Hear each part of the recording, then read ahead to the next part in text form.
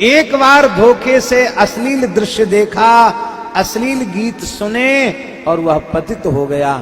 अब तो लोग पैसा खर्च करके अश्लील सिनेमा देख रहे हैं, सुन रहे हैं। सिनेमा नाम ही अश्लील है।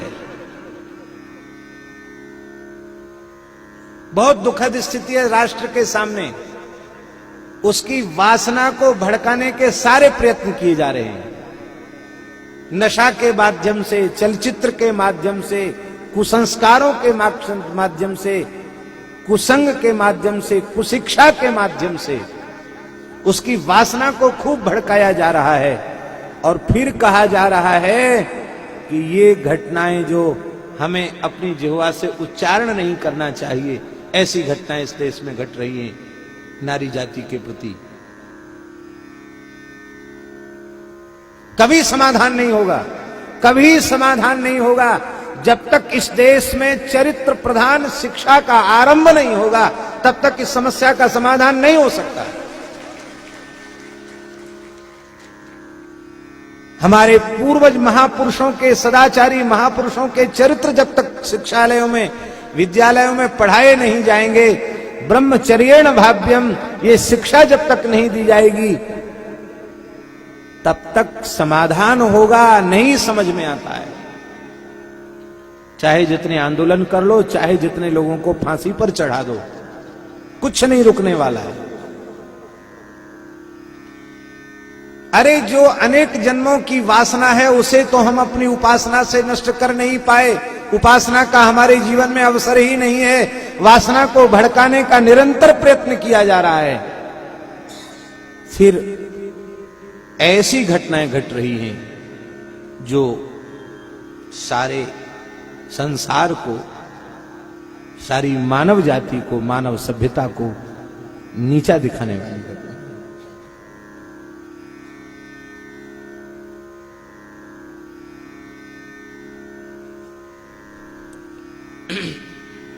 मंच से कहें न कहें, नहीं कहनी चाहिए, फिर भी हम कह रहे हैं। स्थल का नाम हम नहीं लेंगे, पर सच्ची घटना है। बाराघाट वाले महंत श्री राम प्रवेश दास जी महाराज की बताई हुई। एक पुत्री अपने पिता को ही खेत पर रोटी पहुंचाने गई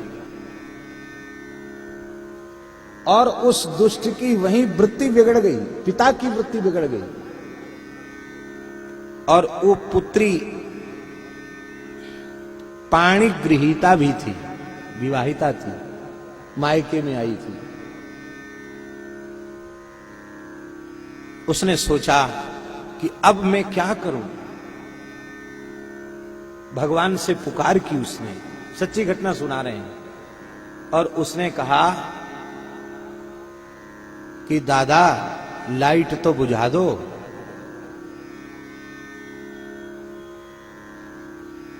तब मेरे निकट आओ। आप आश्चर्य मानेंगे, भगवत शरण ग्रहण की उस कन्या ने, परिणाम ये हुआ कि प्लास्टिक में करंट आ गया, प्लास्टिक के स्विच में करंट आ गया, वहीं चिपक कर वो मर गया। और जब लोग इकट्ठे हुए तो पिताजी कैसे मर गए, उसने सारी बात बताई।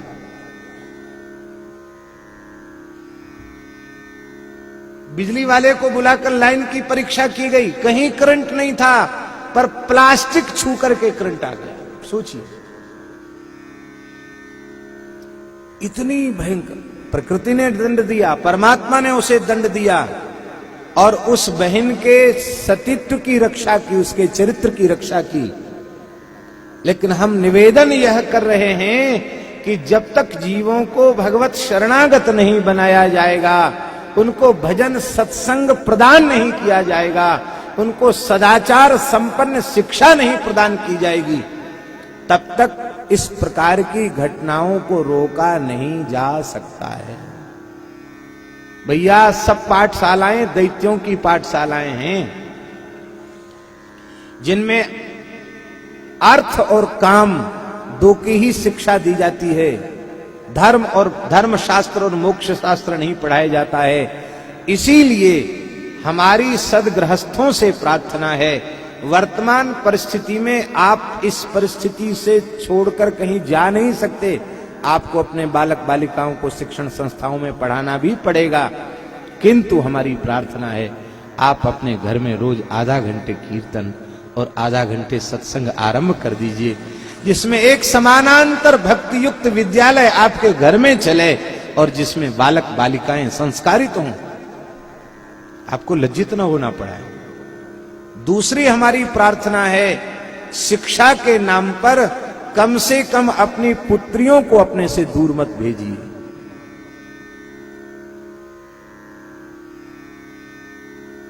कहां तो पुत्र पवित्र किए कुल दो,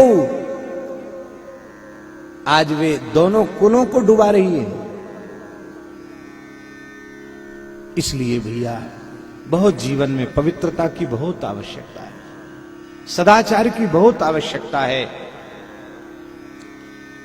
तो एक बार उस दृश्य को देखकर अजामिल जैसा पवित्र ब्राह्मण पतित हो गया। अब जो हठपूर्वक सिनेमा देख रहे हैं, जो चीज नहीं खानी चाहिए वह खा रहे हैं, जो चीज नहीं पीनी चाहिए वो पी रहे हैं, तो फिर जो करना नहीं चाहिए वही सब करेंगे। वो उससे नहीं बचाया जा सकता समाज को, राष्ट्र को।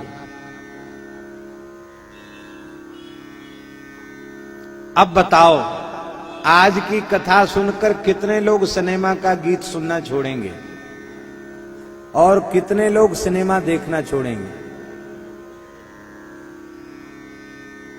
बाजी वाह, कानपुर तो बहुत अच्छा है, भले ही 10, 20, 50 ही हाथ उठे, पर चलो कुछ लोग तो मिले। हाथ उठाओ चाहे मत उठाओ, पर यदि साधक है, भगवान की ओर जाना चाहता है, तो उसे संकल्प करना पड़ेगा।